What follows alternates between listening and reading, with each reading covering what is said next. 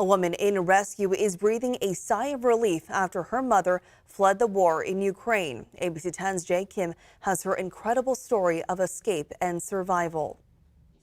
It's been over a week since Tetiana Kovalova safely landed in Sacramento and embraced her daughter, Oksana Hill, after fleeing the war in Ukraine. It was such a big relief to have her here because she's safe, but it's painful to watch what's going on. But it was no easy journey for her to cross the border and fly to the U.S. Kovalova lived in Kyiv, where she ran a small business selling cookies and candy. At first, Kovalova says she was in denial about the severity of the attack. И мы никогда не думали, что наш сосед на нас нападет.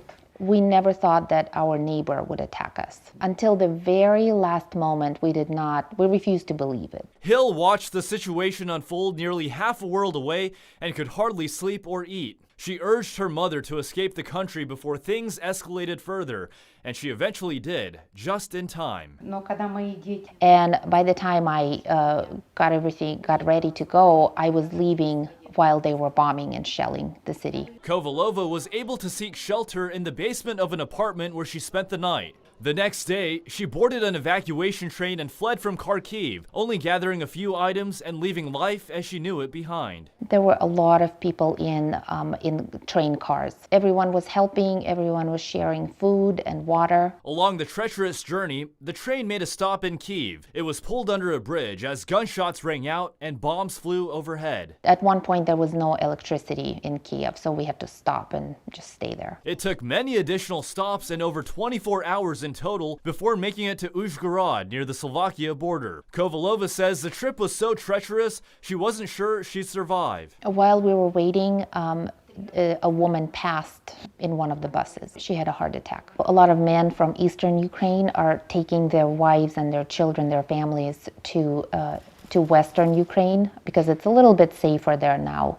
And then they're returning and going to fight the Russians. Kovalova described the resiliency of children as they were crossing the border with their mothers. Some women had 2-3 kids with them, but it seemed like the kids understood that they couldn't cry, they shouldn't be throwing tantrums, that they had to sit and follow what their mom was telling them and be stoic. Although relieved that she's safe and reunited with her daughter, Kovalova's son, along with her sister and 2 brothers, remain in Kyiv with their families. They refuse to leave and are sheltering in place. Every morning, Kovalova calls to check in. When they don't pick up, she prays they're still alive. We're not ready to lose our relatives, our parents, our children, because of ambitions of one person. Kovalova says Russian President Vladimir Putin is causing grief, death, and pain to so many innocent Ukrainians. She wants the world to take action and fight with Ukraine.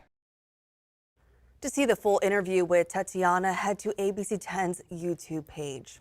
5 resettlement agencies are accepting Ukrainian refugees in Sacramento. One of them is the Lao Family Community Development. Staff members set refugees up at apartments, help them find jobs, and assist in school enrollment. But with the housing crisis, it is taking longer to place refugees. That is why they are also asking for the community's help in housing. We are here. So we are here to help.